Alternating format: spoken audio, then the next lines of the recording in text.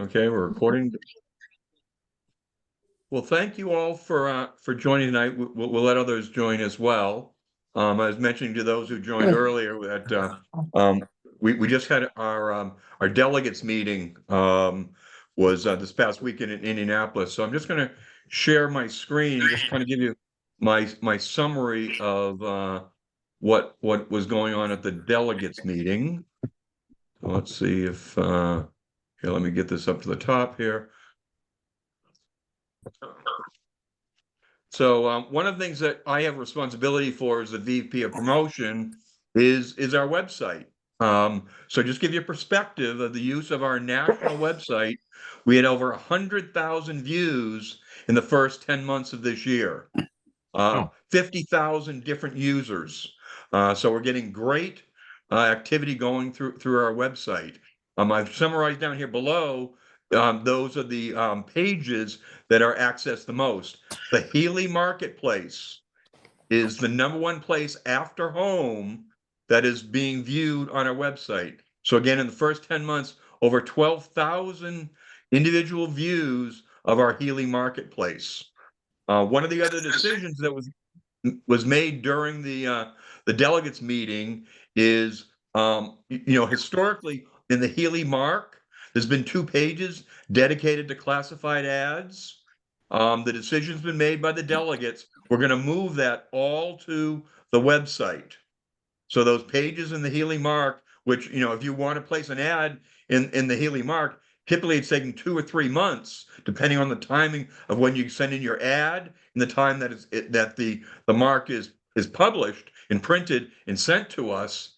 Could be 2 or 3 months before it's out there. So with the great penetration that we're having with the Healey Marketplace, all classified ads, and I have heard from a number of you interested in either buying or selling Healey. So just want to make you aware that the Healey Marketplace is a great place to either buy a Healey or to sell your Healey. And I'll show that in a bit further on. But membership renewals is the #4 category. Some of you are aware of the Austin-Healey Quarterly. That's that they call the e-zine. That's #5 with almost 4,500 views, the Area Club Finder, and so forth. So that's just kind of a summary in terms of where we are on the website. And then looking from a different cut, 85% or 24,000 users are from the United States, followed by Canada at 6%, in the UK at 4%, followed by Australia, China, and Germany. So I'm a little surprised that we don't have a larger quantity and penetration coming from Canada, in all honesty. But that's the numbers over the first 10 months of 2024. And then as it relates to how are people coming to our website, they're going to HealeyClub.org. 77% of all the views and the users on our website are coming directly through the website, not coming from other websites or coming from social media activities such as Facebook. One of the other things that you may be aware that we're involved with is we've got a program with Land's End. So I'm not sure if you guys can see my shirt. I've got, this is a Land's End shirt that I bought this past year. We are going to be running a promotion. So this has the Healey crest on it right now. But for those of you in New England, we're now going to offer an option with where you can order regalia from Land's End, which is our official provider for all of our regalia. That we're going to have the new Austin-Healey logo, both our 50th anniversary in New England, as well as when we prepare for Summit 2025 this September in Falmouth, Mass. We're going to have the 50th anniversary and the ability to order regalia through there. But so there are 19 different members. And again, if you're not speaking, please put your phone on mute. That'll be great, so others won't be distracted. But so you can see the 58 unique items across 29 different styles, and a total value of $1,300. So it's modest, but it is growing.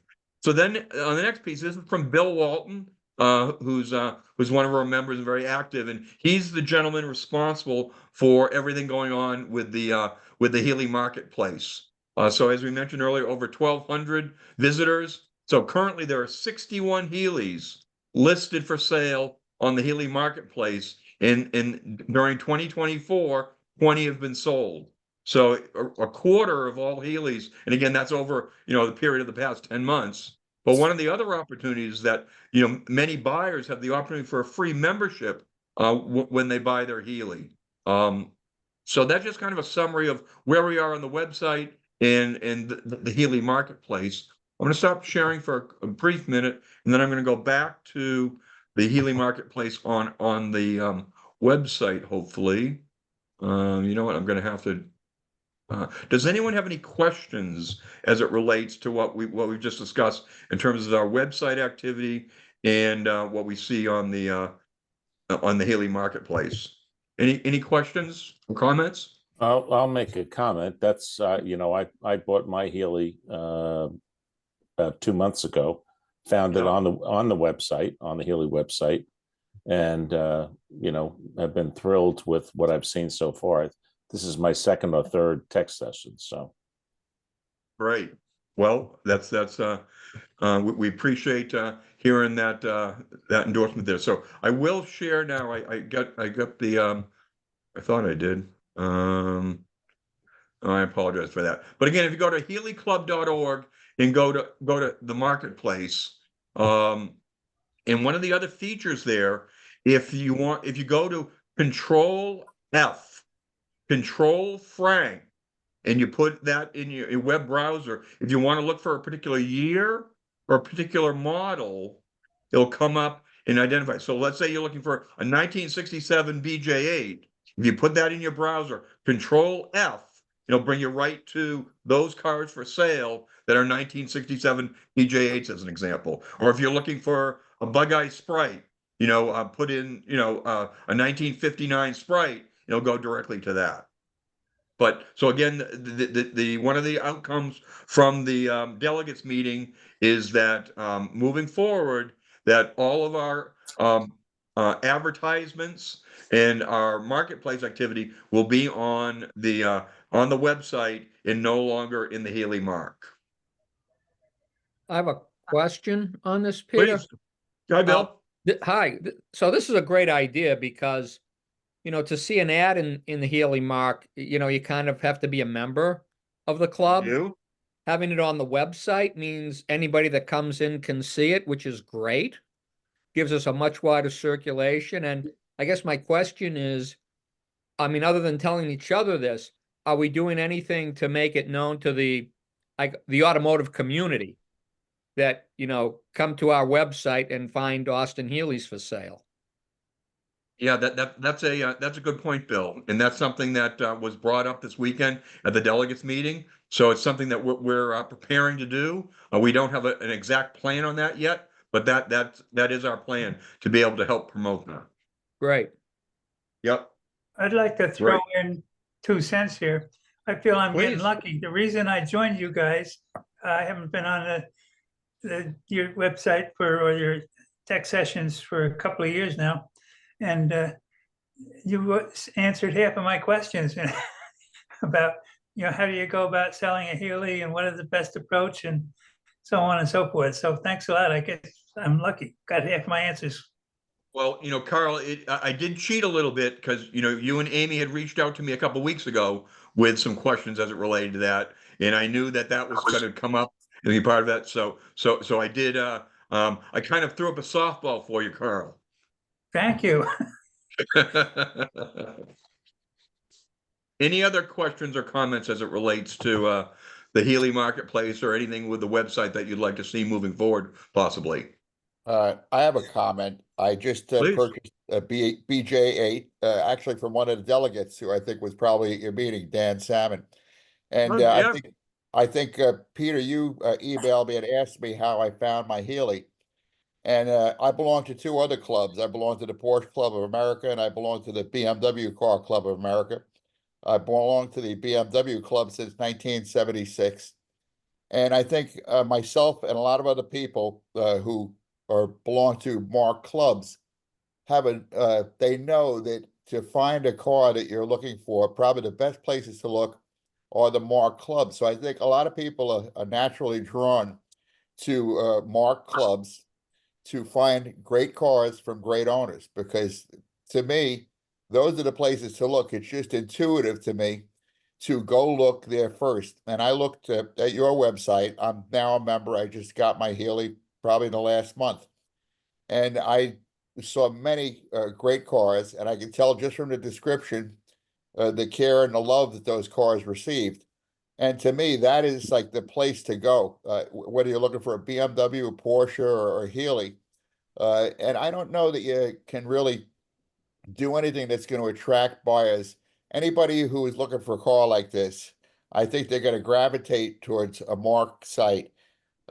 Even though I'm sure there's things you can do to promote it, I don't know exactly how you would do that. But I do think that it's just intuitive to go there. Now, I found the car originally on the Healy site. That was the first place I went to. But then I did a little bit more searching. And one suggestion I could make is you should have more room for photos and a better description of the cars, because the car I also found it on Hemmings. And when you went to the listing on Hemmings, there was just so much more in terms of the pictures of the car, running videos.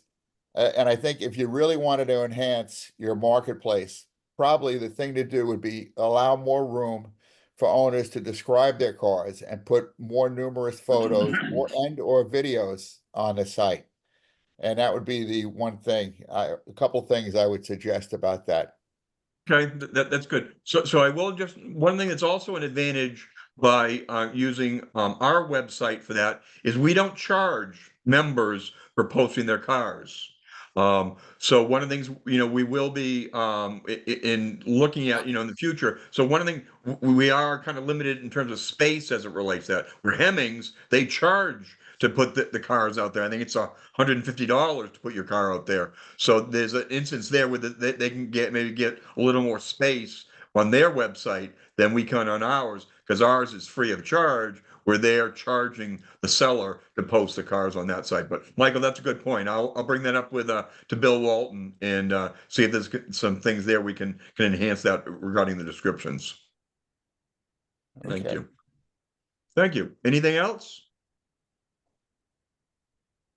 Okay, well, Bill Erickson had a number of questions. Bill, if you don't mind, I'm going to share your email. So that way, I think it will be a better way to address some of the questions that you had. Are you seeing my screen now? And so Bill's interested in greater reliability, more capability, and improved electrical performance and Bill's got a beautiful British Racing Green BJ8. Oh, love it. So can you guys see Bill's email? Yes. Great. Okay. Yep. So his first I don't know if you can shift it slightly to the left, because on my computer, all of our gallery is on the right-hand side, cutting off part of each line item. Not critical. I can read them and fill in the words that are cut out. It isn't much, but well, I tried to shift it over and it would, You I can can move, reduce you move it. your gallery. Move Yeah, your you gallery. can move your gallery. Yeah, move oh, the gallery to the top. And then the other thing, what you can do on the upper right there, Bill, you can put it down so you can close the gallery down entirely. If you hit the small icon to the left, that makes it small, so it doesn't even show who's in the gallery. well, what you've done now works for me. I can see the whole thing now. Okay, so you say you got to be good at seeing, Bill, right? I see what? So this is Bill's question regarding negative ground conversions. So Bill, I see obviously you've got a positive ground car, and you're considering going to an alternator, and then converting it to negative ground. Is that correct? Yeah, and thank you, Peter. This is something I've been thinking about for a very long time. I feel like I don't use my Healy as much as I would otherwise. If I had some of the more modern electronics in it, like a radio. So I know there's probably a lot of people on this call who are going to say, well, I don't like radios. I like to listen to the sound of my engine, and good for you. But after a while, I like to listen to a radio while I'm driving. And, I'd like to make some changes that, in my opinion, improve reliability and to some extent performance. So I've been giving this a lot of thought for a long time, and I hesitated to start the project because my car is very original. Oh. I did the restoration with a former club member who had a shop. He was very well known, had one of the very first, maybe the first, gold restorations in the Yeah. Healey world. And he helped me do this restoration, and it's really restored to being an excellent driver. I wouldn't really have it judged. I did do some modifications from original, but the point is everything right I'll be now right there. is new and very original. So my thinking is I would like to do a conversion to positive ground and Negative make ground, you mean I'm negative sorry, ground, right? to negative ground, yes, and make a number of other changes, but to be able to do them in a way that is easily reversible. And I think the first item on my list is a great example. My battery connections. Now, for the ground strap, it's very easy for me to just make a brand new cable. Because keep in mind, the posts on our batteries are different sizes. The negative and positive posts are not the same size. And the Right. hoods on the original battery cables are made to fit either the negative side or the positive side, and they're not really reversible. So if you spin the battery around, one hood won't fit and the other one will flop around. Okay. So on the ground side, as we know, it's a very short cable, goes from the battery to the switch. I'll just make a new one of those. But the long cable that runs, up to the starter motor, I really don't want to cut that. And I don't want to have to replace the whole thing. So is there some connections that are available No. that I could connect the hood to one end and then the other end would slip over the battery? And I haven't been able to find anything that would do what I want it to do. Does anybody know about anything like that? So, Bob Abbott or Bob Yule or Mike Salter, any recommendations for Bill Erickson? I don't think I've seen an adapter of the type that you're talking about ever. I think I'd have to make one.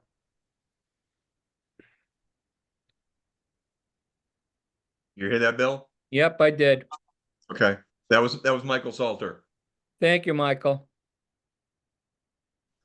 So are you trying to keep the original cap style battery terminal? Is that what you're trying to do? Yeah, the last thing I'd want to do is cut the terminal off the end of this cable. It was a brand new cable made for the car, with the correct hood on one end. And so the idea of cutting that off and then stripping the wire and putting on like a universal clamp, that's doable. It's easy.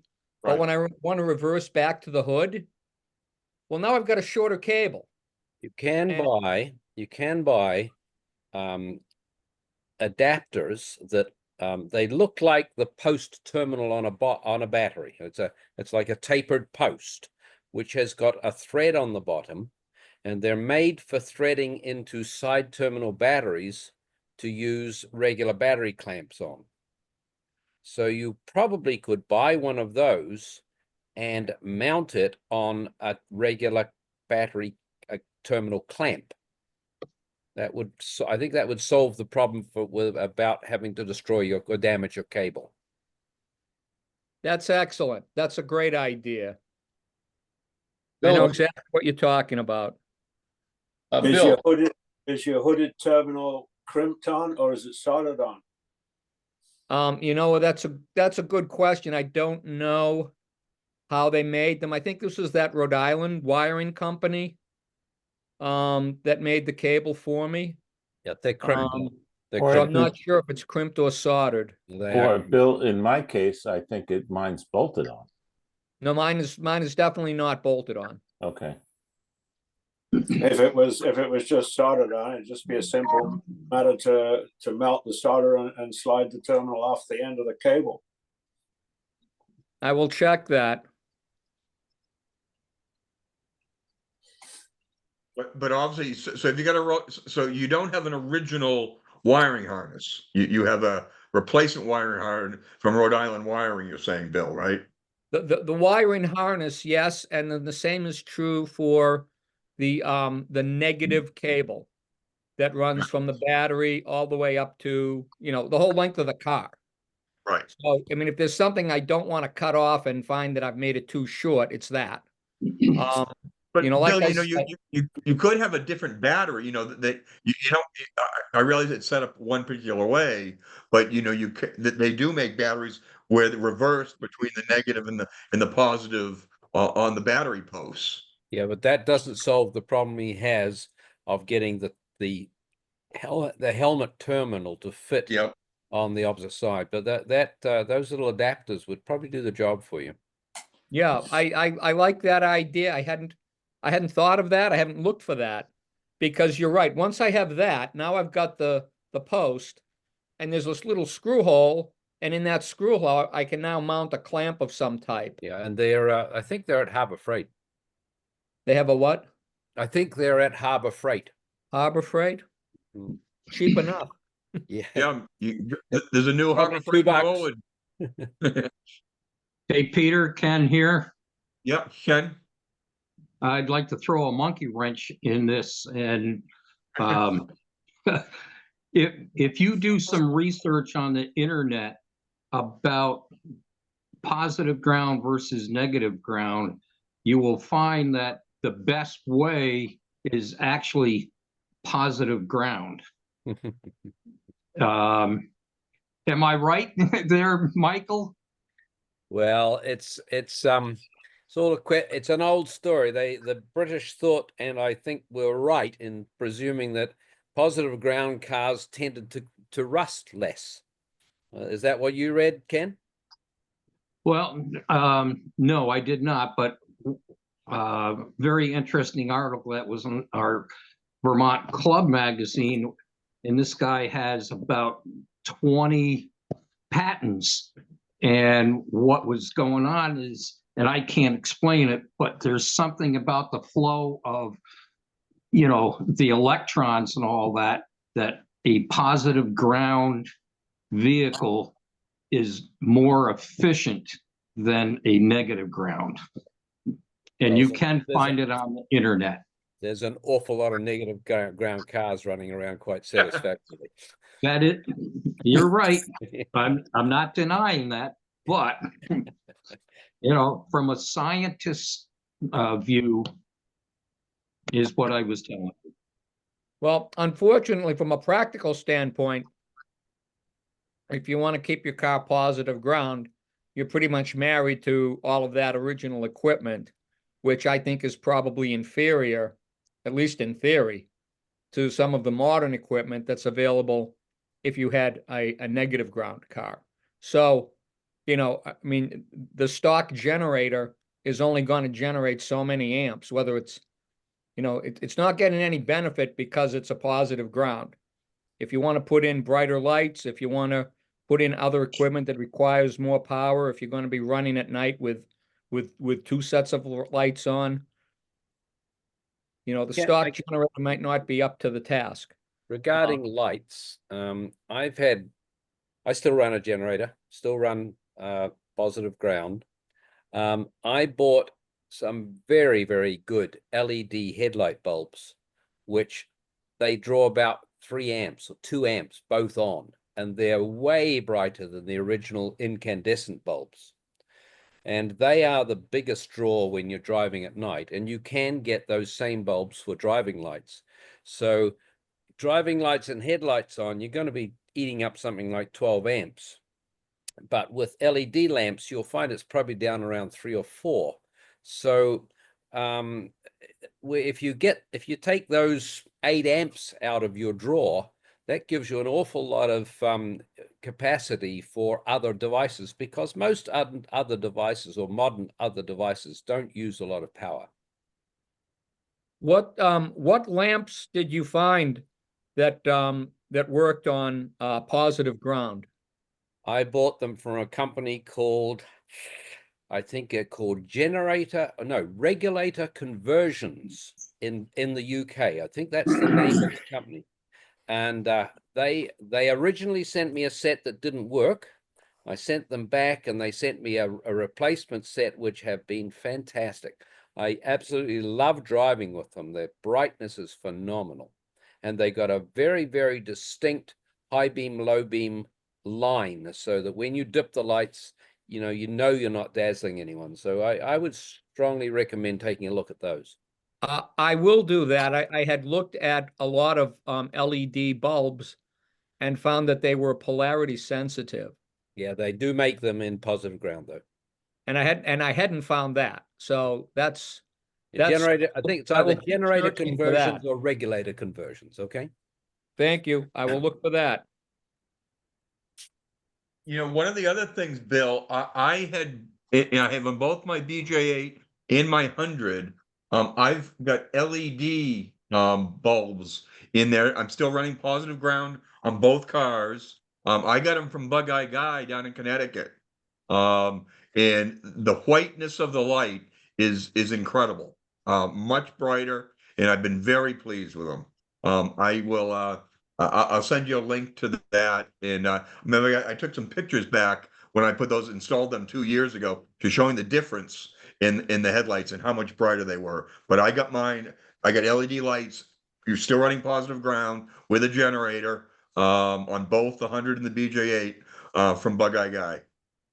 Excellent. Thank you for that lead.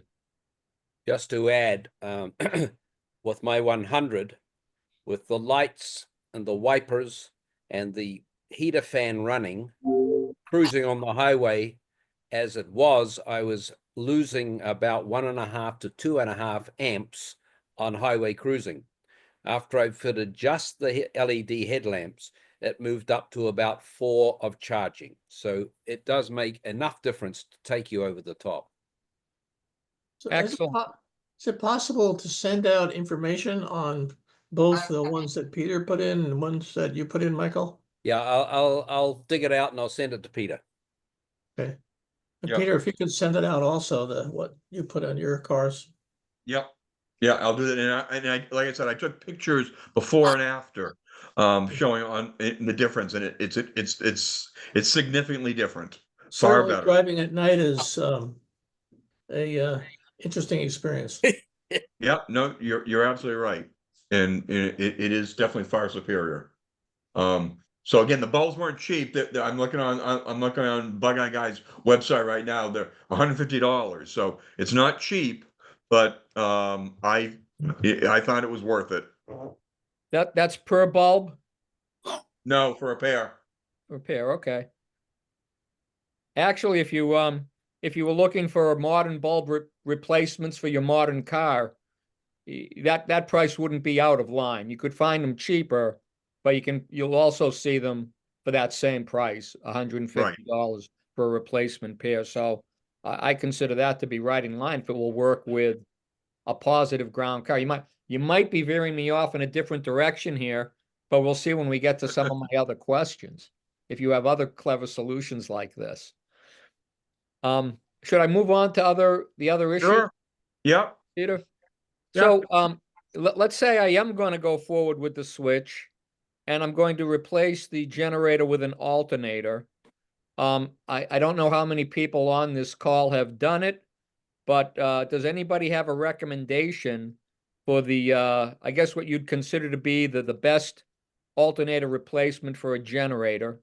I know you can get one that looks just like the generator for a lot of money, and you can get a conversion that's basically a generator that you buy at a Napa store for not very much money. You mean But an I'm just alternator you wondering- buy at a Napa store? What's that? You said you mean an alternator you buy at Napa? Yeah, I'm You said- sorry, an alternator. You said generator. Yeah, like I said, you can buy an alternator that looks like an original generator on one Right. end of the extreme, and on the other end, you can buy an alternator at a Napa store for not very much money, and then there's some choices in between. But I'm wondering, do people have some real world experiences with replacement alternators for generators that you would recommend? Well, along those lines, I'd be interested in hearing people's comments on my BJ8 still has a generator, and I was wondering whether or not I should switch to an alternator. So not just suggestions, but reasons. None. That's It puts actually you in the same that's the boat as big me. question. That is actually the big question. The big question is you might get an alternator that'll produce 150 amps, but you'll never need it because everything turned on a Healey, other than the starter motor, is going to draw maybe 20 amps. So an alternator that could produce 100 amps or 150 amps is a total waste of time. You don't need it. And you know, you add a GPS and your CB and whatever else you want to put in, you're probably never going to go over 25 amps. So stay with the generator is what you're telling me. That would be my recommendation. Well, that takes care of that one. Yeah, I'm still running generators on my two big Healey's. Two of my sprites I did convert to alternators, but the other one I'm running on a generator, and I haven't had any problems. Yeah, I'm running a generator on my BG8, but I've gone over to positive or a negative earth though, but still running a generator. Yeah, I mean, mine is also negative earth. That was done before I got it, but with the generator. Yeah. And I did that so I could hook up a charger for my cell phone. But Will I you don't guys notice? Sorry, Go ahead, I just Scott. want to ask. I want to ask. Will you notice at an idle, as opposed to cruising speed, or will you notice? Not that you're putting on the directional often at cruising speed. What I'm getting at though is it slower at idle than say you're downshifting on the highway and putting on your directional? Will you notice a difference in the the flash time? I don't think so, Scott. I was talking to a gentleman with his Jaguar 62. He had helmets too, and he was having problems on his battery terminals at stop signs where it would go dead on him, things like that. But it seemed the same stuff where he had mentioned that he wanted to go alternator negative ground because he was having these type of issues, like a real fluctuation with RPMs in his generator and how much it's producing. So I was thinking control box, but I didn't say that to him. It was in passing. I would suggest that you need to treat the cause, not the symptoms. Right. Which would be more control box if it was something like that, right? Because everybody else here doesn't even have that. It could be the control box, could be bad connections, it can be the battery terminals themselves. There's all sorts of things that it can be, but putting an alternator on to mask the problem is not really the solution. Yes. And then also you mentioned expensive, Bill, but sending out your current dynamo to somebody who converts it through Hemmings. There's lots of those guys. And that'd be pretty neat because it still stays trick and original. right. Just a thought. And I've seen those, I've seen those advertised. As I said, I've seen the thing that looks like a generator. Right. A lot of things in between, but I don't know what people have used and have found was worth doing. Yeah. A couple of things about Lucas generators. I find that they tend to wear out faster than modern alternators. Maybe some of you would disagree. Yeah. I've been driving British cars since I was 16 years old. Had to change a lot of generators. Many fewer alternators. But perhaps your experiences are different. You know what I do, Bill? I have a spare generator for each of my cars ready to plop on. You can put it on in 15 minutes and take the other one back to a shop and have them rebuild it. No, you don't. Sure you do. Bill, you come here to Mansfield, P&E Electronics will rebuild it and have it done for you in 2 days. Who is that again? Who does that? P&E Electronics in Mansfield. But there's lots of them. You know, there's a guy down in Pawtucket that I'm drawing a blank right now in terms of them. But and if you go onto our website and go into the members only section under Healy vendors, there's a section in there in terms of other people who rebuild generators. Not a problem at all. Well, Pete, if I can inject this is not a generator question, but an electrical question. A couple of weeks ago, I was going to go on a run with the Cape Cod British Car Club, and Friday afternoon, the BJ8 ran like a champ, and Saturday morning, it was dead as a doornail, like the battery had been removed, dead. And so I didn't have time to screw around with it, so I took the MG. Yeah. and went to the run, came back and started fiddling around with it. And the battery cutoff switch in the trunk was the culprit. Yeah. If it was off, it was off. If it was on, it was off. If it was between on and off, it was on. And so I actually had a friend of mine take the switch apart and look at it, electrical engineer, and there's a spring in there that is not energized, but the spring was in two. And on each of the ends, there was a little ball, like it was energized and it had fused, sort of like a weld, for lack of a better term. Yeah. So I bought the new switch and I put it in. Granted, I could have just got a longer negative cable and eliminated the switch, but I bought the new switch and put it in, and it's been fine. The reason the spring melted inside your master switch is that the ground cable running from the switch to the body of the car wasn't making a good connection. So then all the current ends up flowing through the spring and melts it. Aha. So if that cable's in good condition, that never happens. So do I still have a problem? Yeah, you put new if you have not checked that ground cable both at the switch and where it joins to the body, yes, you have a problem. All right. Well, it looks good to me, but now I'm going to check it once again. Thank you very much for that. That's great. And then the second issue I had, which has nothing to do with Healy's, was on Saturday, I had my B out and I couldn't get the key in the ignition. And I literally thought I was going to have the car towed. What year of MGB? MGB 72 with the steering wheel lock. So I managed to get the key in finally. And when I got home into my garage and I could play with it and not worry about being towed, I sprayed some silicone in and fiddled around and putts up on all this kind of stuff. And now I think I'm okay. But I think the tumblers and or the whatever you call the push in for the steering wheel lock was gummed up. And I think it's now cleared up and I think I'm okay. Yeah, they were notorious for that. Yeah.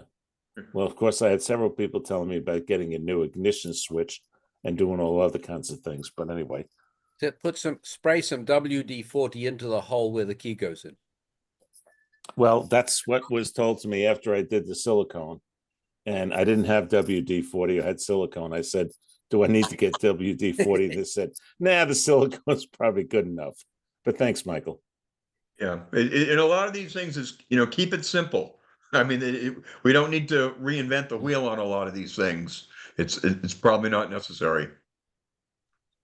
So, but actually, just to close that, so Michael, I just need to make sure that my contacts are clean and good on the negative side. That's correct. Yeah, what car is it? What year? 67 BJ8, and I think the issue was that the insulator between the negative ground and the coil cable was probably weak, which is not the problem which will not be the problem with the new switch. Yeah, well, that may be why it didn't start. But the problem with the switch is that the other end of the cable goes onto that threaded tube that is where the bumper brackets go. and they tend to corrode on the ends and get painted and so on. So you just have to take that end off and really clean it up well and put it. I put it will. back. Thanks very much, Michael. I appreciate that. It looks clean, but I'm going to take it off and make sure it's very clean. So Bill, on your fourth question regarding, so again, on my BJ, I was running Pertronix when Bob Abbott rebuilt my motor 2 years ago. We had the distributor read back, and I went back to points. I have not found a significant difference running Pertronix versus standard points. And again, the points is something, because I was carrying a spare Pertronix with me, because obviously when Pertronix goes, there's nothing you can do. At least when points go, you've got an opportunity to play with those and get the car running again. So I'm running points again. I know others have run Pertronix for years and love it. But I did have to convert my Tach with so I went back to my original Tach. So again, I've gone back old school. How long are you finding you need to, or how frequently do you need to adjust the points, Peter? Not very often. I haven't adjusted them in 2 years. Yeah, I find these days, I don't know whether the quality has decreased or not, but I find I'm getting about 1,500 miles, and then I definitely have to adjust the points again. Do you? Yeah. Okay, Michael. I have not. Again, I'm probably averaging 750 a year on that car, not 1,500 or 2,000. I haven't done any recent long trips with that car since the motor's been rebuilt, but the motor runs really strong, runs great. I have a Very, Pertronix distributor in my car, and in my older BMWs, one of them I run points with a capacitive discharge system, and that'll go a long way towards saving your points. If you use a capacitive discharge, you're not running a lot of current through the points. And also, Bosch makes a special grease for the cam lobe in a distributor. I have 2 tubes of it, which is probably 2 lifetimes worth of grease. Because all it takes is a tiny little dab of grease on the cam lobe in your distributor to lubricate it. And I think that'll also help you with your points. And I left points in my one car for the reason you mentioned, Peter. If you get stuck on the side of the road, you've got a set of points in the glove compartment and a feeler gauge. You can get yourself going no matter where you are. And my BJ8 happens to have a Pertronix distributor in it, so I'm going to leave that in there. But I do worry about that because in a lot of cases, I like to keep things simple. And, having points and a carburetor and all that, in a lot of ways, is keeping it simple. On one of my BMWs, I put Mega Squirt fuel injection, and I have what they call a wasted spark ignition system, where you've got coils, a coil pack with 4 coils and 1 on each cylinder. So you don't have to worry about a distributor at all. It's just all coming out of an ECU. But then you have more complication and more possibility for things to go wrong. So keeping it simple is a good thing. But since my car has BJ8 has a Pertronix flamethrower in it, I'm going to leave well enough alone. And if anything, I would look to get a module that you can replace inside the Pertronix distributor. And instead of a set of points, you just carry one of those with you. Might be a little more expensive, but that's the solution there. Yep. Okay, anyone else on Pertronix? Or any other electronic ignition system? I've been running Pertronix for several years. Any issues with it, Ted? I'm sorry? Any issues? Or everything running great? I have no issues, but it's always in the back of my mind, and I don't have a spare Pertronix either, so because they're a little bit pricey. But You're right. But that's the problem. Or at least, well, I don't know. I would carry a spare if just to be safe. Right. I take it from what I'm hearing that the Pertronix ignition system isn't quite as reliable as you'd like it to be. Peter, I want to jump in on that one if I can. Sure, go Dan. Previous owner put a Pertronix in and distributor, which I just discovered was pretty much shot, had too much side motion in the shaft. So one day I got about 20 miles from home, and the unit died. I ordered a spare, and I got towed home, put the spare in. But while doing that, I'm thinking maybe I should just go back to points. And so I didn't, and I ordered another spare, which I have since returned. I got 100 miles from home, and that Pertronix died. So I changed over to points on the road, and that's what I'm going to stay with. Did you replace the whole distributor or just use the stock distributor with a Pertronix module in it?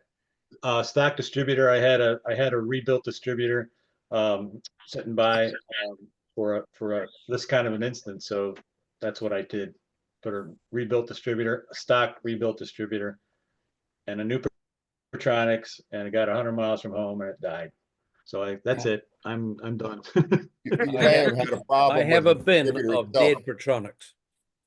What's that? I have a bin of dead Pertronix. Yeah, I wouldn't go there without a couple spares. Well, I will tell you that my BJ8 came with electronic ignition. I can't tell you it's BJ8 or not installed.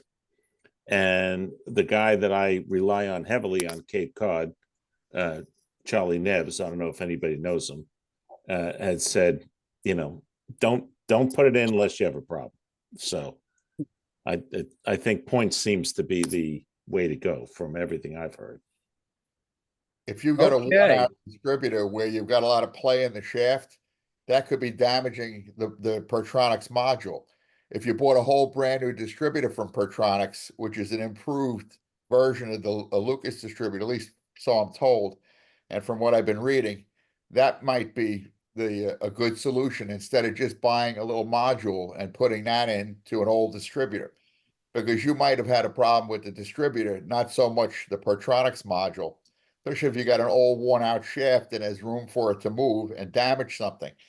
So that's something to consider too. Yeah, well, in my case, I didn't do anything. It's a module. It's not a new distributor. So I think I'm better off staying where I am. Well, there has been a major problem with Pertronix in that 7 or 8 years ago, they changed the, I don't know what they changed, but they changed something in the way they're built. And they will not operate with solid core plug wires. They will run for about 100 miles and then the unit fails. And we have experience of this with 2 different cars, and they both ran about 100 miles and then failed. I had a long discussion with Pertronix on this, and they told me that, well, if you're using copper core wires, then that would be the problem. And I said, but I have another car here that's been running on copper core wires for about 10 years, and I've had no problems with it, and it's done a lot more than 100 miles. And they said, well, yes, but the older units were different than what they're selling now. So that's something else to consider, I think. Thank you for that. Excellent insights on Pertronix. So, sorry, Bill, but yeah, I think that now one thing I do, I see your point number 8 here, fuel pump. I run dual fuel pumps in all my cars. I have the SU and I got a facet pump as well. And some of them I have the toggle switch that I can go back and forth on. Some I run in series. But I always have a Pertronix fuel pump in my cars as well as the SU. A faucet. Facet, yep. Yeah. Did on the fuel pumps, if you've got an SU fuel pump, and I'm a little foggy on this, but and maybe somebody can jump in and help me with this, but as I recall, there was a version that you didn't really need to do anything if you converted the polarity, and then there was a later model that you had to change a diode or something. If I have that right, can anybody straighten me out on that? There are 2 types. There are 2 types of SU pumps. The older type had points in it, and there's no need to do anything if you change the polarity of the car. But the newer ones are electronic, and they have that diode you're talking about. You can get them positive or negative, and whichever way your car is set up polarity wise, buy that electronic SU pump. It looks exactly the same. It's set for the right kind of pressure, and it works terrifically. And you can buy those in positive or negative ground? Absolutely, yes. Thank you. I should mention that on Amazon now, there's a pump like the facet pumps, just the little cheap Chinese ones, which are like $20, made for low pressure. So they work really well on British cars. So I carry one of those as a spare with the unions on it already to be able to change. I've never had to be able to change a pump out quite quickly. And they're cheapest chips, and I thought I would test one. I ran one for 4 days, just pumping water. Well, and it just ran and ran and ran. It was pumping water about 5 feet vertically, and it never hesitated, ran perfectly. So they are pretty reliable, and they're cheap as chips. Were you able to set those up to work with the banjo unions? Yeah, I've used flexible fuel hose with banjos on the end, and I've set it up so that I can just pop it in. It's a great emergency system. And you just switch it out with the original fuel pump. You don't take off the left rear wheel. I can probably change it in 5 minutes. Thank you. Because I do have a faucet, and I was looking at it, trying to figure out how I would put it into the system, because I have no interest in cutting the heads off of the metal fuel lines. Oh, absolutely. Yeah, that's right. So That go to my existing fuel pump. So I'm thinking to myself, well, how am I going to take this barbed fitting? Yeah. And I mean, I'd have to cut off the heads of these things and have a rubber hose connection. What did you get? I'm just trying to visualize the unions that you made to work with the faucet. I'm lucky enough to have a lathe, so I turned up the bits that I need. It's quite easy. Understood. Okay. And what do you charge for a pair of those? Less than $500. And it's Canadian. It's not. It's only $100 to get US. Right? Plus, it's $4.99. All right. Thank you for that. I guess I'm going to jump to the question of sound system components. Does anybody have a radio in their car, or am I the only one interested in that? I'm interested in getting a radio. My car has no radio either. I mean, my big concern is if I run the generator, and let's say I convert it to, negative ground, but leave the generator in. What do you do to make sure you've got, a quality sound and not a lot of static coming through your radio with the generator? Well, you go a little bit deaf, then you get hearing aids which have got Bluetooth. Then you turn on Spotify on your phone, and you can drive all day. I've got that right here. You could get wonderful. I'm already equipped. You can get You iHeart can answer Radio. the phone. You can do anything. Yeah, I'm with you. iHeart Radio or Pandora or any of those apps, that's exactly right. You can get a set of Bluetooth headphones or even a speaker in the back of the car. But then you're limited by the battery that's in your device. So if you want to hook up to 12 volts with something, that's probably the big question, is where do you tap into 12 volts safely somewhere up in the dashboard if you want to power something like that? Sorry, I don't want to dominate. I don't want to dominate this, but there is a fabulous little device on Amazon. It's got 2 USB ports and a tiny little digital voltmeter. It's all of 1 inch high and 3/4 of an inch wide. And you can mount, and it's electrically isolated. You can mount it in your car anywhere, run a positive to it and a negative to it. You can plug your phone into it, anything you want. and you also know what your battery voltage is all the time. Cool. Fabulous little device. And they're also very expensive. I think they're $7.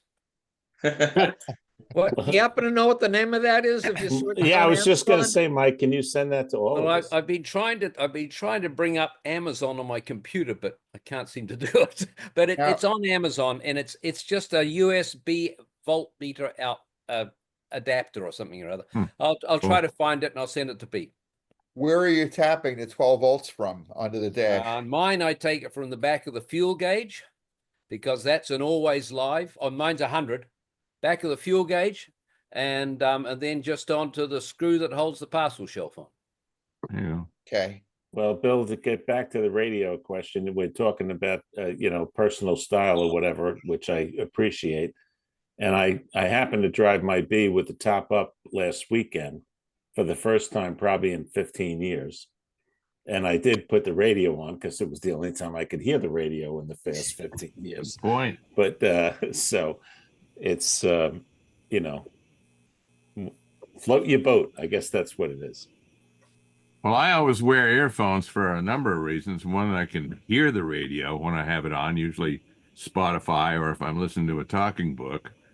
But it also keeps my hat on from blowing off. And this time of year in Maine, it doubles as earmuffs. That's probably not a bad idea. Works great. Hey, Bob Abbott, I know you've had a number of your customers that have put in vintage radios. Have they done that both on positive, negative ground cars? Yes. My guy, the radio guy that I've given you before, and he's listed on the Healy, on the webpage. He'll take any BMC or Motorola period correct radio that you have, and for about $300, he'll put a 500 watt amplifier in it, receive stereo AM FM, and he can set it up for positive or negative earth. So your faceplate looks exactly original. You still have the same dial and the same 5 push buttons, and it's a little convoluted to operate. Every time you turn the radio on, it's going to be on AM. Turn it off and turn it back on, and it'll be on FM. Other than that, you just run the dial, and what I recommend the customers do when I've had the conversion done is set your push buttons for the FM stations you might want to listen to all the time, and not worry about the dial that you're looking at. And then you can use the dial, the AM dial, to find an AM station with the scrolling knob if you want to. But my problem now is just finding the original style radio.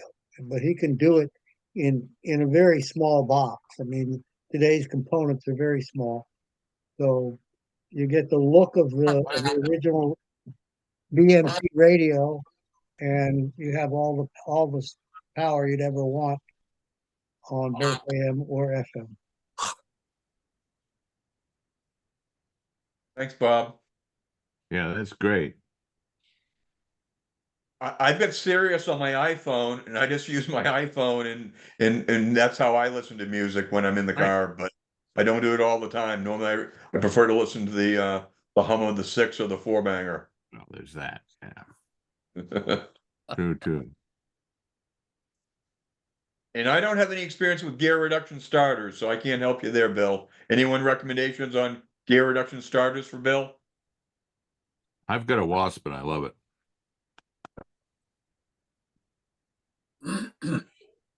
Thanks, Chris. We've installed gear reduction starters quite often, and they have proved to be very, very efficient. They draw less amperage if you're worried about your battery power and your generator alternator conversion or whatever you're using. They don't turn the car over any quicker. They sound like they're spinning a lot faster, but the gear reduction, it actually turns the engine over at the same speed. So if you've got a bad compression situation or something, it's not going to help with that. But they've been very reliable. And there are a number of them on the market that I will think this- adapt very easily because they have mounting plates that are threaded or have holes all the way around the circulars of the mounting plate. You can turn the starter any way you want, any place you want, and mount it on the plate so that it fits in your Healy properly. Now, is that the Wasp starter that I see at Moss Motors, or is that from somewhere else, Bob? I've gotten all my starters from my local starter guy, so I can't remember what brand it is, Bill. Okay. But it's probably not the one you're seeing on Moss. Well, word to the wise, when you install the Wasp, there is one bolt that if you really want to use a shallow socket, because once it's installed, you won't be able to back that socket off the nut, off the head of the bolt. You won't have because of the enough room to bulge in get the it socket. off. Yeah, I mean, you can kind of when you first put it on, you put the bolt through the hole on the starter, you get everything going, you get all your ratchet all set up and the socket on it. And if it's canted a little bit, it'll go on fine. But once you get it bolted in and it's straight, it will not come straight out. That socket's going to live there unless you take it out and fiddle with it and then tighten it up with a wrench. Okay.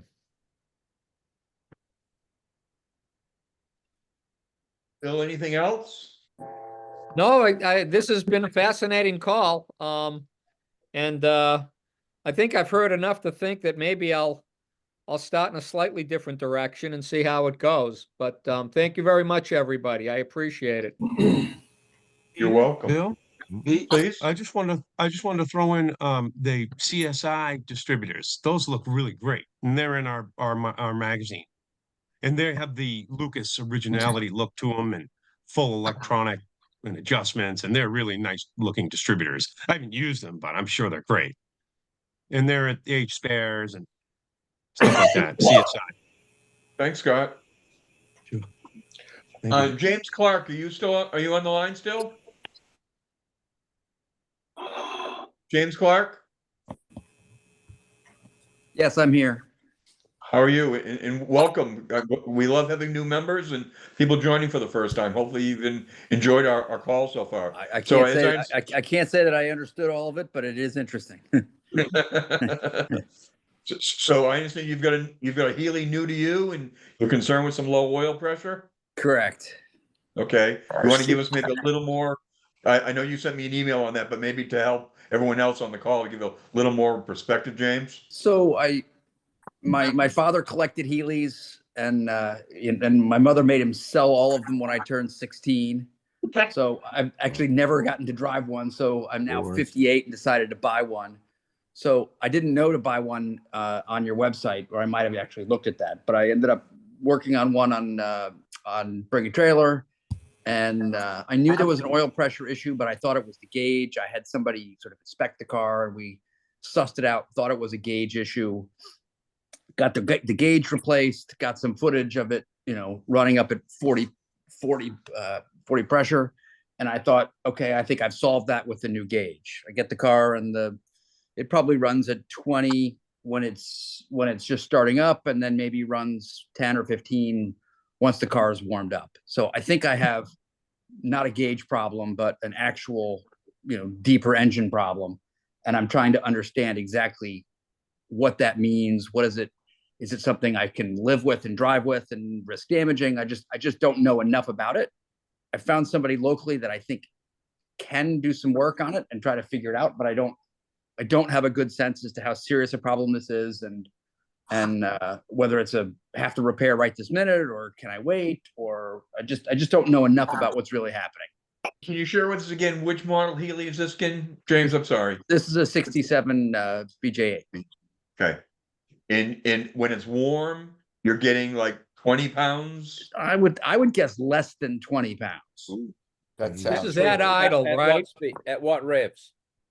It's frankly hard for me to drive the car and look at the thing because it's small and bounces around a little bit, and it's I would say at idle it's probably around 10, and when I'm at maybe 3,000 RPMs, maybe it's in somewhere between 15 and 20. Maybe it's only 15. It's a little hard for me to tell. And Yeah. that's with the new gauge too. That's with a brand new replaced gauge. Yes. And I've now taken it to a shop who basically put it on a different gauge and confirmed that, that the pressure is just low. It's not a gauge issue. We had a customer many years ago who had a BJ8 that the family had owned from new, and it came to us regularly, and you could never get the oil pressure to go over about what you're talking. 20, when the engine was hot, 20 at 4,000 RPM, wouldn't go any higher, and it wasn't the gauge. Those people drove that car, I know, for at least 15 years, and it never had a problem with it. But it wouldn't have suited me. But you can get away with it for a long time. The trick is you drain the oil and briefly start the engine. And if it makes a rattling noise, you got to rebuild it. If it doesn't make a rattling noise, you need to look elsewhere for the problem. Oil pump. Yeah, a rattling noise would be an Typically, indication typically of low rod oil- bearings or something like that. Low oil pressure is not a problem. It's when it changes, when it changes quickly, that's when you got a problem. But if it's constantly at a low pressure, it generally isn't a problem. Let me, I can give you a couple of things to look at that I went through on my car. First of all, the hose that runs to your oil pressure gauge. Not a bad idea to check and see if that's clogged or plugged. God. I had one of those. A second problem with the Healeys has to do with the lubrication of the rocker shaft and rocker arms. Right, yeah. And what you can do there is you remove the valve cover and start the car. This will be a little messy. You might want to strategically place towels around. Try not to get the towels caught in the fans or put them on your header pipes. But if you do it right, you can start the engine up and examine two places in particular. One is this little pipe that screws into the head and then curls up and goes into one of the rocker pedestals. And that pipe has two unions, and either one of those unions could be leaking. And that's a pretty well-known problem that people have found. The other thing you want to look at is, do you see excessive oil running out from the rockers? Sometimes your rockers will become worn, or the shaft that the rockers ride on become worn. And that will allow excessive amounts of oil to escape, and it will result in very low oil pressure. If your problem is in that area, it requires a bit of work, but it's a heck of a lot easier than pulling the engine out and taking off bearing caps. So that's the second thing that if I were in your shoes, I'd take a look at before you jump to any conclusions. Bill, I had that problem, and that's a good point. Sometimes you could just undo the oil filler cap on the valve cover once the car is warm, and look in there and see if squirting up looks like Old Faithful. The oil should just ooze out of the little rocker shaft. If it's squirting up, then it's very often what you're saying, the rocker shaft, and that's reasonably inexpensive to do. Yeah, it's definitely not a motor rebuild. Yeah, I mean, but it's something. You change the oil and the oil filter. I haven't done anything with it yet. Change the oil and the oil filter first. Yeah. So James, do you have any idea what viscosity oil is in the car? I don't know. Okay, so it's recommended really that you'd use 2050 with ZDDP. So like one of the popular brands is Valvoline, VR1 Racing Oil 2050. So the ZDDP is zinc. So you want oil with a high zinc compound, or create, that's it's in the oil. In a 2050 would give you better, if you've got, a low viscosity oil in there, that could be part of your oil pressure issue. If you're running, there's 1030 in there or something like that, or even, hopefully you don't have they didn't put in a new synthetic oil or anything like that. That would make it even worse. This is stupid, but where do I get the replacement oil filter? So do you have a spin-on oil filter, or are you still using the canister? I haven't been under the car. I don't know. Okay, so that's the first thing. So if you have a canister, the way they were originally designed, there's a cartridge that sits inside that canister. So Moss Motors would be a place that you could get that. But I would first check before you do that is to open up the bonnet and check to see if you've got a twist-on oil filter, which a lot of cars have that now. And it's just like changing an oil filter on a more modern car. You K&N or Fram or a number of those. So it would be just a standard. It would be a standard thing that I could just replace easily. Right. Otherwise, it's the a spin-on. canister is going to be most likely engine color. So if your engine's Healey green, that Healey metallic green, most likely the canister is as well, or it may be black. But I mean, the canister generally is engine paint color. Okay. So I'd make that determination first, and I think as others have suggested, the first I would check with changing the oil and make sure you get the proper viscosity oil in there. Are you guys using, I use synthetic 20W50 amps oil with ZDDP in it in my older BMWs. And that seems to be a good oil. Is that VR1 a synthetic oil that's 20W50? No, it's a conventional oil. Great. I'm not aware that people are running synthetic oil in Healey's. The experience generally has been that synthetic oils tend to make the oil leaks worse. Yep. Agreed. Absolutely. I found that with earlier synthetic oils, most of them were very light viscosity, but they do have them available in 20W50. And if you look at them, they look every bit as heavy as the regular dyno oil. And I haven't had a problem with, the new ones that I've been getting from AmSoil. So, but I don't know if it's any different with Healey's. I just wondered and I've heard it from my previous owner of my car that's what he used, the Valvoline VR1. That was what Dan was using? Yes, and I would stay with it. It's my recommendation. Yeah. My 100 motor, when I was running Castrol, it leaked like a sieve. And I changed it immediately to Valvoline VR1 2050, and it made it significantly better in my 100 motor. Yeah, That's what I use in my I would have BJA. how often do you change it? I typically Do you change do it mine once a year. Once a year, regardless of miles. It's like my rule of thumb. Yep. Yeah, and again, BMW motors are probably more, better tolerances than Healey motors. So you can maybe get away with it your 2002 or your 3.0 six-cylinder BMW motor than what you can get in a Healey motor. Yeah, I've got two 2002s, and yeah, well, they suffer from some of the same maladies that Healey, and they do will. They? Okay. They will leak if you use early on when synthetic oils first came out. None of them were coming in a heavy viscosity. Most of them were all very thin oils, but AmSoil and a few other ones have the zinc additives, and those early BMW motors require that for the cams, having an oil that has a high zinc content. And they've been working well. They don't leak, they don't burn oil.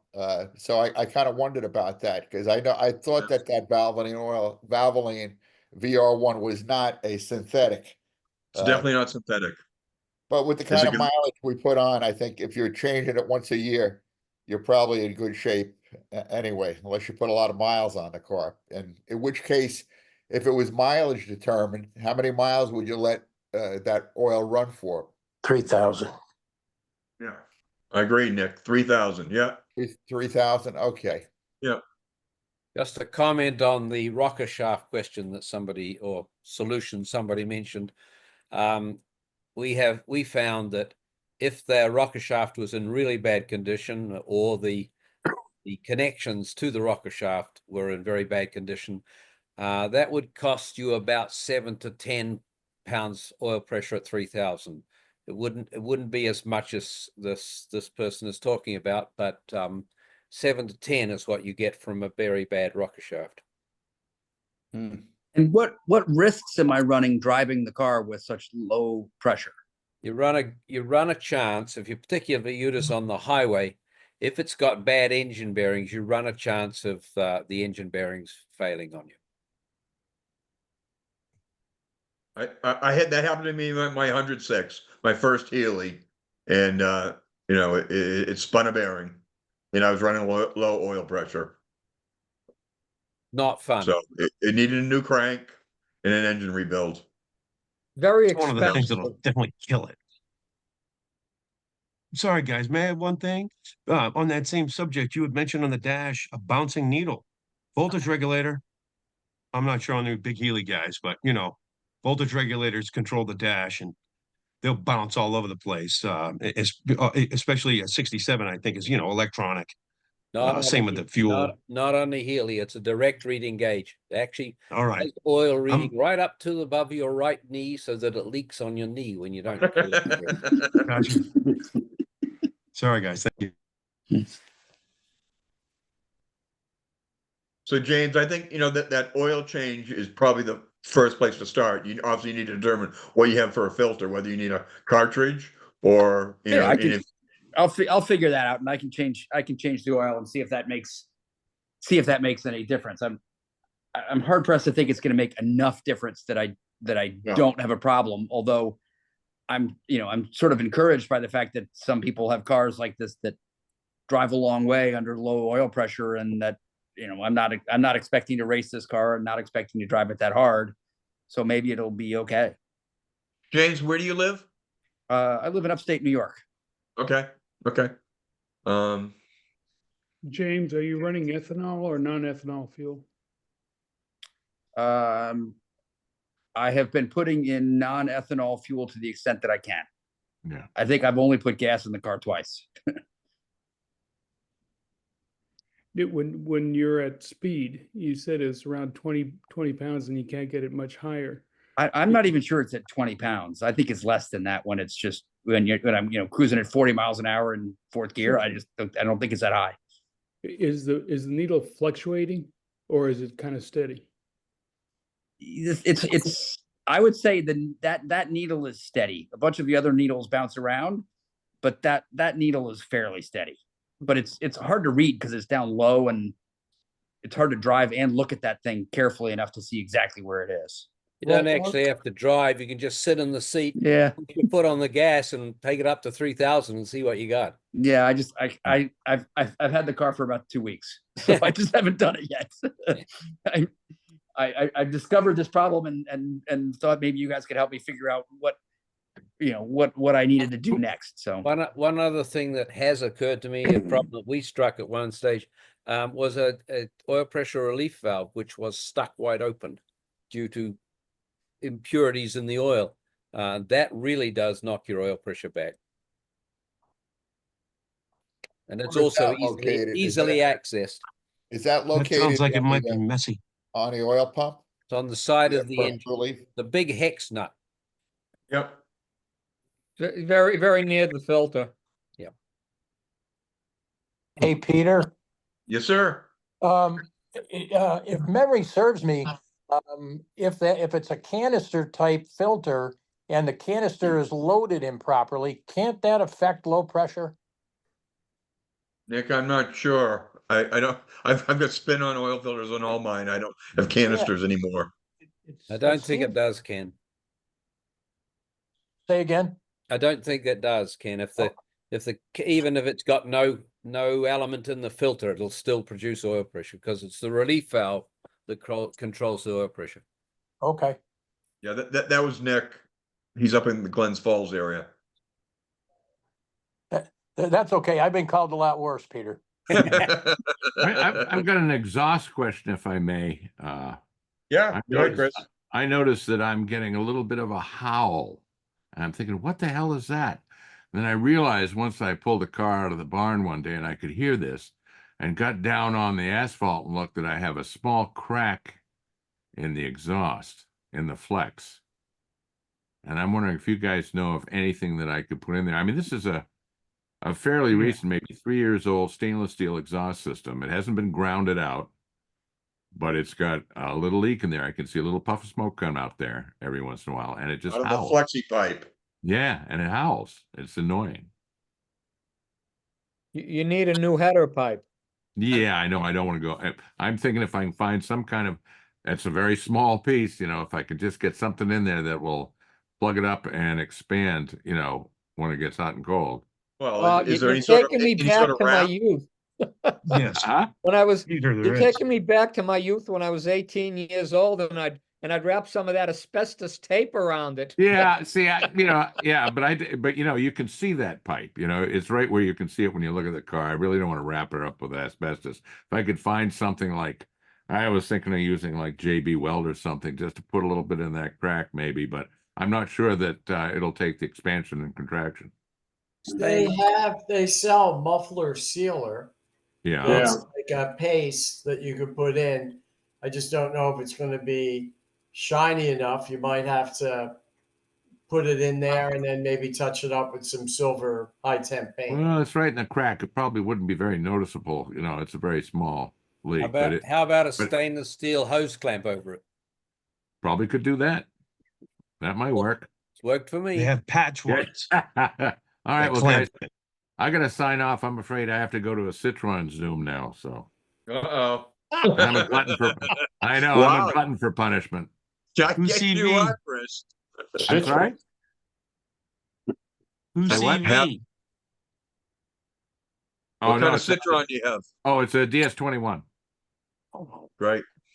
Yeah. Well, great car. enjoy. Lovely, Happy lovely Thanksgiving, car. Chris. Oh yeah, to y'all too. Most comfortable car in the world. Love that thing. Yep.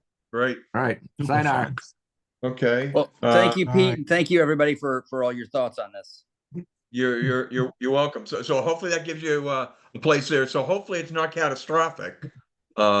It sounds like let's try a number of other options here before you make a determination that it's something more severe. Sounds like the right plan. Yes, sir. Peter, have him give me a call if he lives in upstate New York. Where? I live near New Paltz. Oh, okay. I'm up in Albany, and I figured maybe I could help you out. You're not that far. Yeah. Okay. So, I have a question. Okay, go ahead. This is about the water tap valve on the right-hand side of the engine block. I've got a leak in it. It's about 3 months old. I did a little digging, and some people have used like a valve grinding paste to match that the movable part of the valve with the base. Has anybody tried that, and does it work? Yes and no. Just what you wanted to hear, Dan, right? Yeah. So, Right. Michael, what do you say? Try it, and hopefully it works, or I had a couple of new ones. I think Bob would agree with me. Damn things leaked. I couldn't stop from leaking. I put toothpaste in and valve grinding paste, determined to solve the problem, and it never did. And it might solve it for half an hour, and then you look at the damn things leaking again. Yeah. I don't know what the problem is with it, but they kept leaking. All right. They just don't seem to seal properly. I don't think the angles on them are as accurate as they should be. So they don't seem to seal. That's exactly the conclusion I came to, Bob. Yeah, I think that was the hack to just regrind it in place. I mean, take it out, but regrind it with valve grinding paste to make sure the surfaces are matched better. So I'll let you know.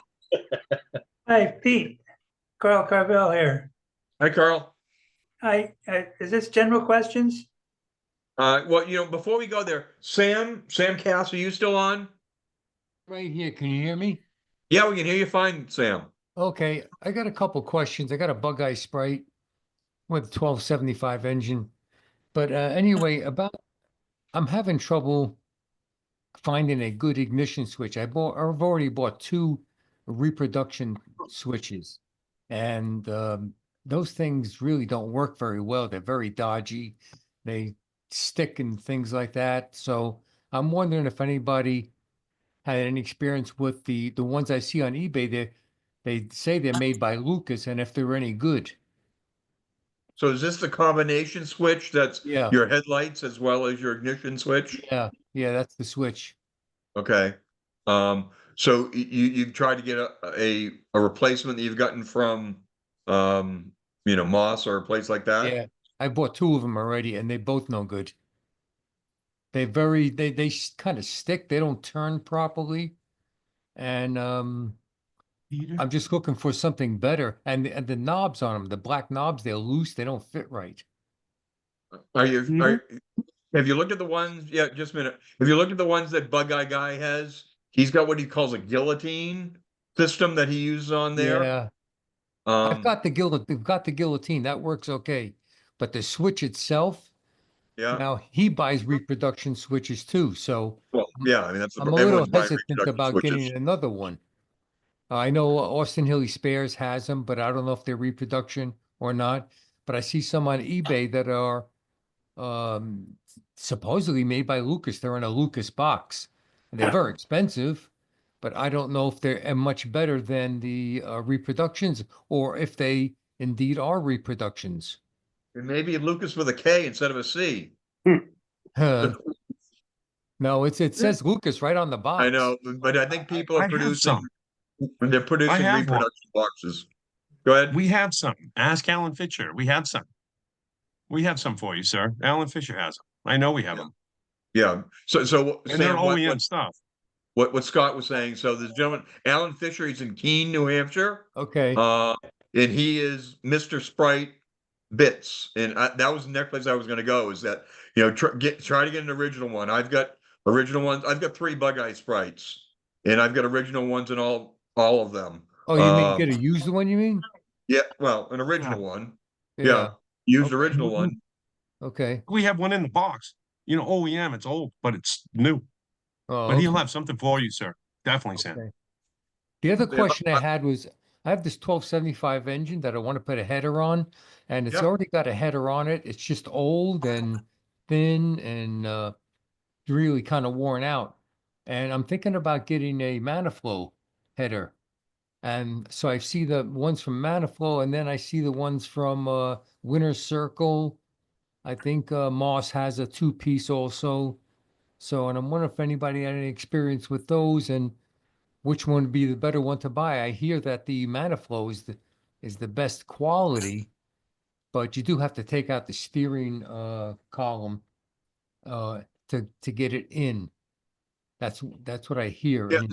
So Jeff Parada is he's he's our vice president of safety for HCA. He's one of our national officers, as am I, and I see that our president is also on the call, Roger Hamel. And so if I would talk to Jeff at Winter Circle. He's racing sprites, and he is good quality stuff. Yeah, I saw it on his website. It's a 2-piece, so you don't have to remove the steering shaft. Yeah. So that's one possibility. And but has anybody had a Maniflow that you know of? I've got headers on 2 of my 1275s. I do not have Maniflows on either. And the one thing you did have to cut out that place on the bottom of the in the on the body in order to get it fit through there, because with where you had the small exhaust pipe before, but with the header it's much wider there, so you had to cut that out. But if you said you already got a header on the car, Sam, it's probably already cut out on yours. It is cut out. Which ones do you have? The Winter Circle? No, I've had mine on for 20 years. Oh. I think I got them from Moss. Oh, okay. No, and they're definitely not Manaflow, and I didn't get them from Jeff at Winter Circle, but I would talk to Jeff. Okay. Well, thanks, Yeah. guys. Appreciate it. Thank you. Jeff Parada at Winter Circle, and then Sam, I'll get you hooked up with Alan Fisher. Alan Fisher's in Keene, New Hampshire, and he is Mr. Sprite Parts. Yeah. Okay. Well, Can I thanks, add one Pete. thing on that? Yeah. Please. Just real quick, on that header performance, the long tubes are all high end, no torque. And that middle Siamese part is the whole key to getting that streetability on those, on the headers. And I put in a few. I put in, Alan has a few, 2-inch. And I made up a 2-inch exhaust. And I had a cherry bomb. It ran out the side door. And I had no torque. Like the thing was just like it wouldn't take off at all, So there's, big variations in that technology. So talking about that with the expert will really help on which header with what you're driving, So you think it's a good idea to give that guy a call then? Yeah, absolutely. Talk to Jeff Parada. He'll definitely, and so I'm running I'd have a full tube header on 2 of the cars, and then running a performance exhaust pipe on the tail. And I've had I don't do anything with cherry bombs or anything like that Scott's talking about, but I've had no problems. Classic old school. They've been on my cars for 20 years. What is the cherry? Sorry, guys. What does long center branch mean? That means there's long tube headers. There'll be long tube headers that are the header itself is longer and goes down horizontally. And then the 2 centers are Siamese on that. It's a 4-cylinder, but you'll notice it's a 3-branch. So the center branch and its diameter and its length make a big difference in the torque and the horsepower. Are you running a Weber or are you running SUs? I'm sorry? Are you running a Weber carburetor? No, I got the two SUs. Okay. 2 quarters on a stock 1275. Okay, the carburetor's gonna have to come off to get a new header on. Yeah, that I know. Yeah, that I know. Yeah. Yeah. I talked to Jeff Parada, and then I'll get you with Alan Fisher on your combination switch for your ignition. Okay, guys, thanks a lot. You're welcome. Someone else had a question? Carvel, you had a question? Well, sort of. I know this is a tech session, but I've had a Healey. I had bought a new one in 1962 and had a family and routine. And this is my second one I've had for about, I don't know, between 15 and 20 years, in its original condition as I can get it and keep it. And it's I don't know, it's going for sale, and I've never sold a Healey before. So I don't know whether I should engage. And the question is, should I engage an agent? Should I try to do it myself? And I know I have to take a lot of pictures and put a write up on it and all that sort of stuff. But if you were in my shoes, would you engage in an agent to sell it for me, or try to do it myself? Carl, if I were you, I'd do a lot of small maintenance work on it, so I know the car quite well, but I've never done any of the maintenance things which most of you guys are talking about, the conversions and stuff. Good pictures and bring a trailer. Okay. Well, I mean, I recommend using. I hear that's quite a deal, though. You almost have to guarantee everything and pay them ahead of time. And no, you just have to they have to agree on a minimum price, and if it doesn't go for that price, it doesn't go, and the buyer pays the premium. I'm the neophyte in this group, I think, but that seems to me to be the way to go if you're going to sell it. Good idea. How do I establish a minimum price? Well, you don't. They'll tell you. Okay, That's that's one of the pages on Hemmings and stuff like that, but I don't know how to compare. My car, although original, is not very clean. So right now it's getting a complete refresher job or detailing and whatever else he's going to do. But then I'll have it back so anyway, I just thought I'd throw that out. What about you need to have thick skin, Carl, and bring a trailer. Well, yeah, okay. Well, so clearly I'm in the minority here, and I'm going to back off pretty quickly. But all I'll say is, if you think it's worth X, and they tell you that that's the minimum, that's not a bad idea. But I'm not gonna blindly endorse them, because there are a lot of people on this call that know a lot more than I do about selling and buying Heelys. So Well, Carl, just as I'll an stand example, off. so Rick Neville sold Nick Sarkades BJ8. He had a nice 66 BJ8, had a paint job put on it and stuff. And Rick is really in New England, and he's also nationally. He's our expert on Healy values, and he's on Bring a Trailer every single day making comments, and he makes honest comments. The problem is with Bring a Trailer is you can get the peanut gallery out there, and they can rip your car apart, possibly unfairly. I know, James Clark, you said you bought your car and Bring a Trailer. What was your experience with Bring a Trailer, James? James, you're on mute. Sorry. Listen, I liked it. I looked at a number of things. I like the fact that there's a ton of pictures. I'm not knowledgeable enough, so I would see Rick's comments, and I actually sent him an email trying to see if I could get him to, help me figure out how to buy one. I'm kind of the opinion that that's not a terrible way to go, but I'm not sure it's the best way to go, because it's the only way that I knew. I'd been thinking about this for 10 years, and I didn't see anything that was even close to the idea of working on Bring a Trailer. It's sort of like the early days of eBay, when it wasn't just a retail site for a whole bunch of junk. It was people trying to sell things. Yep. Pete, if I can come in for 1 minute. Please. On Bring a Trailer, yeah, you're going to bid on a car, but you can't talk to the owner before you bid.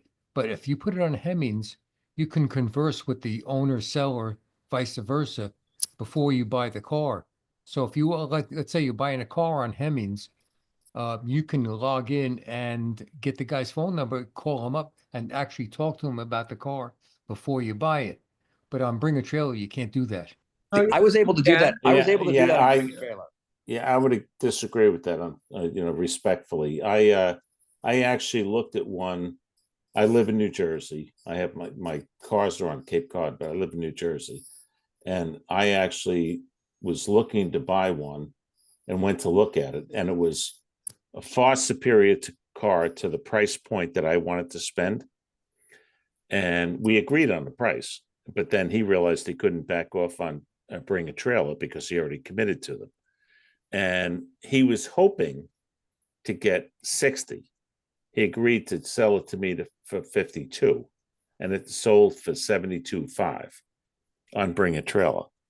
And it's very open, all communication through Bring a Trailer. And there's one in Mendham, New Jersey, which is 15 minutes from me right now. And 3 people looked at it over the weekend. So you can absolutely communicate with the people. And once again, I'm not suggesting that's the best way to do it. It's the little bit of experience I have had. It seems to be a great way for the buyer, the seller, sorry, because the buyer pays the premium. Carl, do you live near any other members? Yes, he's in Mystic, Connecticut. Ted Stanton. Ted Stanton. Where are you? Mystic, Connecticut. Mystic, Connecticut. Oh, okay. Dutcha is nearby, and There's lots of members in Connecticut near Carl. Lots of what? Members. Oh, okay. Carl, I guess all I was going to say is, I recommend, if you have some knowledgeable members near you, bring them over, or take the car to them, and just say, look, I want your honest opinion. Look at the car. Tell me what you think the issues are. I'm trying to sell it. What do you think would be a good ballpark figure? And I suggest you do that because it's really important, I think, to get, an independent opinion. as to what your car is worth. I think we all think we know what our car is worth, but I nothing beats a fresh set of eyes, as long as they're knowledgeable. Yes.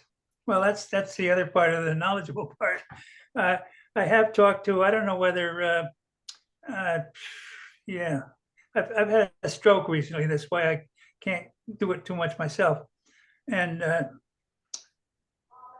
Bob Abbott, I talked to him, and he suggested this agent but it sounds like he's pretty high end. Like he details himself and advertising everything, and he's worldwide. And my Healy, I don't know. I was thinking originally I could get 40,000, then I start saying 50, and then I look at Hemmings and, oh well, those are all, you know, show cars. Mine's not a show car, maybe original, and very reliable. It runs like a clock. I've never had any trouble with it, knock on wood. So I just thought I'd throw it out. But thank you all for your help on that. And I think I just got to start doing things, and I'll get there. Well, so one thing, you know, Carl, we're coming into November, you know, it's not the ideal time to sell a Healy, unfortunately. So you got to take that into effect. If you're hoping to sell it this quote unquote winter, you know, it's probably going to bring more money in the spring than it will in November and December. Well, I'm a little short on garage space because I don't have a garage. I understand. But I mean, I'm just, you know, Yeah. that's, But everything's timing in life. And, you know, obviously the housing market isn't hot now the way it was 6 months ago. So it's the way things Thanks for happen. your So, heads up on that. I could always find a place to hide it, a friend's garage for 6 months. Yeah. Okay, but thanks for your advice and talks, and I'm glad to hear that many comments in favor of Bring a Trailer, because when I heard one person talk about it, they said, no, don't get tangled with them. You lose control over it or something, and I don't know what he meant by that. If you go on Bring a Trailer, be prepared to take a lot of pictures. And most folks put a video of a cold start and a running video. So it takes a bit of work, and then you're going to deal with a lot of questions. You probably can get more money for your car if it's a good car and you can kind of prove it. But I went through the Healy Club website. That's where I initially saw the car. And then I noticed the owner, Dan, who is a club member, had it on Hemmings as well. And he had a lot of pictures on Hemmings, and he had his phone number posted. So I gave him a call. And you know what they say, when you buy a car, you buy the owner as much as you buy the car. Yep. And after talking to Dan, I realized I was talking to a real car guy. He went into great detail in my conversations with him. And not only that, he gave me the numbers of 3 other Healy Club members who I also spent probably about a good 20 minutes to a half hour with on the phone. And after I spoke to all 3 of them, plus Dan, the owner, I was convinced that this was a real gem of a car. And, you know, if you talk long enough to these people, you can really get a much better feel than you can just reading comments on Bring a Trailer. There's nothing like a real conversation to flush out whether a guy really knows the car and what he's done to it and the type of work he's done to it. And in talking to Dan, I realized I was talking to a real true believer. You know, it just came through in our conversation. So that to me is invaluable. If you're prepared to do that and you can talk at length about what went into your car, the care you've given it, and what you've got in it, what it actually has, all the extras, that's invaluable to a buyer. I know it was to me. And I've looked at other high-end sites like this guy, Kurt Tanner, out in the West Coast. And he seems to have nothing but $100,000 cars that are restored to the nth degree. And I think the answer lies somewhere in between. Bring a Trailer is good, but be prepared to do a lot of picture taking and videos. I think your probably best bet is to start out on the club website, because I said to Peter before, you know, if you're looking for any car, if you've been in any car clubs, you know the club members usually have the best kept cars, whether you got a Porsche or BMW or a Healy. Those are the places I look at first. Like in the case of Porsche, they have P Car Market. And if you go on there, you see a lot of owners who have done a lot of things to their cars, a lot of modifications that you'd probably want to do yourself. And it's a lot cheaper to buy them already in the car than it is to go do it all yourself. And I was very fortunate because the car I bought, the BJ8 that I got, has almost everything you can think of done to it already. I mean, from soup to nuts. In fact, I can't think of one modification I want to make to the car other than figuring out how to work a radio, and that's nothing. You know, that just finds a power source. So Thank you that's very my much. comment. That's great. Thanks, Michael. Any other questions? Dave Walsh, do you have a question? I would only ask, if I'm gonna drive 500 miles a year, how often should I tune up my BJ8? Never. Excellent No, answer. Excellent answer, Peter. Once Excellent. every not 3 years. broke, Once don't every fix 3 it. years. Go ahead, Michael, sorry. Once every 3 years. I love it. Even that's a lot. Yeah, if it's not broken, don't fix it. David Walsh, did you have a question? You're on mute, Dave. David, you're still on mute. We can see your thumb, Dave. Sorry. Anyway, did you see my question about the trafficator on the chat? Yeah, I did. Okay. So what'd you post your question? What's sticking. your question to the group? It's sticking. When I go to the left turn, it sticks over to on the left. It won't come back unless I take a really hard, sharp left. And then it'll come back to normal when I straighten out the wheel. Just wonder if there's a trick, like I'm afraid to put like WD-40 down there or maybe electronics cleaner or something to kind of unstick it. The right side works fine, but the left side is sticking. It'll come back on its own sometimes, but any ideas on that?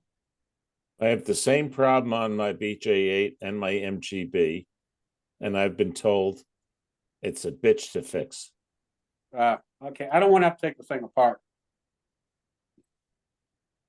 I'll think I just tried some electronics cleaner, maybe it would unstick it, but that's as far as I'll do. I'm not going to put any oil down there or anything. Yeah, not based on my limited experience. Is your steering wheel well centered, or is it kind of more one way than the other? It's well centered, pretty much. Okay. I haven't had any trouble with it. It doesn't oscillate too much. There's no play in it. And the right side, like I said, it works perfectly. That's how they built them. Yeah. Poorly. Okay. The goddamn Brits. Just live with it. Peter, you remember when I was driving down? It was up at Simsbury. You kept doing this. Yes. Because my trafficator was stuck. Yep. I thought you wanted to talk to me on the phone or something. I thought that's what that meant. That's how you tell people trafficators on. I didn't know the symbol for the international symbol for trafficator stuff. Yeah, that's it. All right. You're squawking. Interestingly enough, a friend of mine with a BJ8 has the trafficator on the right, not the left. But everybody else I know is the left, not the right. So. And there's no fix. I'm not saying there's no fix, but my understanding is it's not an easy fix. Other than using your thumb to turn it off. Yeah, just center it with your finger. Yeah. I'll just live with it. All right. Yeah. Okay. That's my question. That's all I have. Ken Gibson, you've got a Bugeye bonnet for sale? Yes, I do. I bought it a couple of years ago up to Stowe for the British at the British invasion, and I was gonna put it on my Mark II Sprite, but my son doesn't like the Bugeye look. He likes the Mark II look, so it's time to send it down the road. It's in great shape. I've got the hinges for it, and anybody that's got a Mark II or later one, Bugeye guys have a conversion, to put that Bugeye hood on a Mark II, and I think it'll go on a Mark III also. I'm not positive, but I think it'll go on any square Sprite. Yep. I paid just a shade under $600 for it, and I'd like $600 for it. There's no headlights, there is no grill, but there's no rust on it. It's in great shape, no dents. That's a bargain. Well, come get it then. Don't have a Bugeye anymore. Make a great wall hanger. So, well, again, I think put it on the marketplace, Ken. yeah, I had only decided that within the last couple of days. Yeah. No, I mean, we got a lot of parts out there on the marketplace too. Yeah. That's the best way to look at it, I think. And so, okay. Any other questions or things people would like to share? Our president, Roger Hamel's on, coming down from Quebec. Roger, anything you'd like to say? Yeah, it's for my first time listening to all this, and it's very interesting. And there's a lot of good ideas, and I even picked up a few, and it's really nice. I wish that this would happen all over North America. You guys are lucky to have that. Otherwise, you do like me. You get a mechanic, and you pay not a fortune, but you pay a decent price, and he comes over. But to have this is really nice. And thank you for inviting me, Peter. And I'll talk about it, and I'll come back and listen to you again for sure. Yep. So just let you know, one of the things we had the delegates meeting this week that Bob Ewell and Michael was talking earlier about Dan. He's from Illinois. He was at the delegates meeting as well. So we're considering about opening this up to all of HCA. And so I know, so just curious in terms of people on the call, do you have any thoughts as it relates to that? If we open this up to a larger audience? Can I ask a question? What Sure. would you say if we had something like that for the big Heelys and another one for Sprites? Would that be? Do you think that would be better? I think that's a great idea, Roger. Yeah. Thanks. Yeah, I mean, there are obviously a number of us that have both. And as you can see, we've talked about both Sprites and Big Heelys on this. So it may be a situation with where you may, some people you have to do it twice. I mean, I would say and correct me if I'm wrong, Bob Ewell or Michael, I would say probably 80% of our comments, discussions over the months are Big Heelys. But clearly there are times 20% or more where we do talk Sprites. We talked about headers on Sprites tonight. We talked about a bonnet for a Sprite. So there are times when we definitely talk Sprites as well. Okay. Well, I'm happy I saw it, and I'll be back. Okay, great. Yeah. Well, thank you all for joining tonight. So hope those of you in the United States enjoy your Thanksgiving. Our Canadians already had their Thanksgiving back in October, so they got a head start on us. But we appreciate Bob Ewell and Michael and Roger from all coming and joining us from Canada, and appreciate that. So we're going to go back to the second Monday. So again, the reason I went to the third Monday is so I could share with you kind of the results of the delegates meeting. And so the other thing, there's not going to be any dues increases for 2025 either. So our dues will remain the same as they have for the past 2 years. So no dues changes, and things are going well. 2,400 members within the club, and it's continuing to work well. Our national meet is going to be Conclave in Branson, Missouri, this spring, and 2025 is the 50th anniversary of the New England Austin-Healey Club. And so we're going to have a number of promotional events for that. And we're going back to our roots. We're going back to Cape Cod. Dave Wolf, who's on the call, he's our chair for Summit 2025. And we're going to be in Falmouth, Massachusetts, the last week of September 28th to October 2nd. And Dave and the team got some really good ideas as it relates to what we're going to do to promote the 50th anniversary of the Austin-Healey Club. So we really hope that you'll consider going to Branson, Missouri, as well as joining us in Falmouth, Massachusetts, which were our roots. So first 25 years of this club, we always had the meets on the Cape.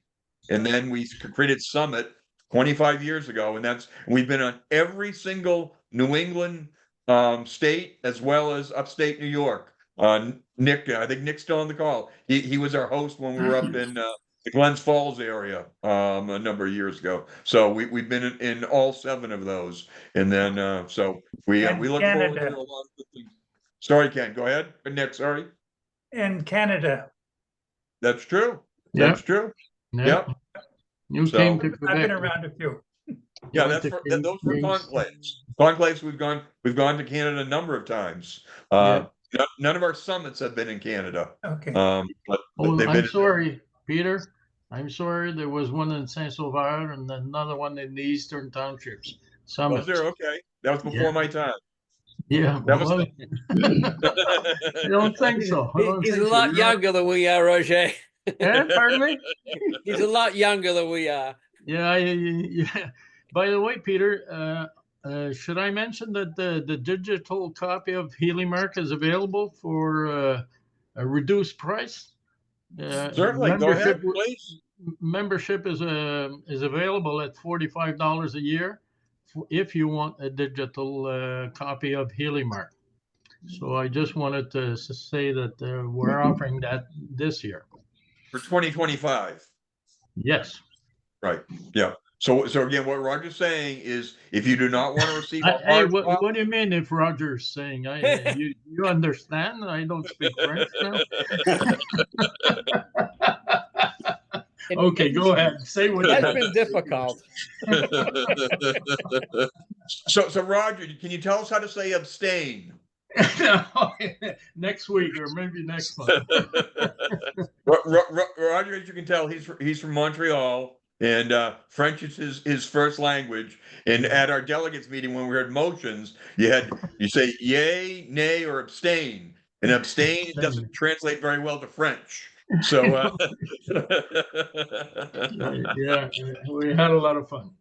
we certainly did. So well, again, thank you all, and we'll see you the second Monday in December. Have a great Thanksgiving, all. Thank you, everyone. Thank you very much. Pleasure. Thanks, everybody. Thanks, everybody. This is Bye-bye. great. Thanks, Peter.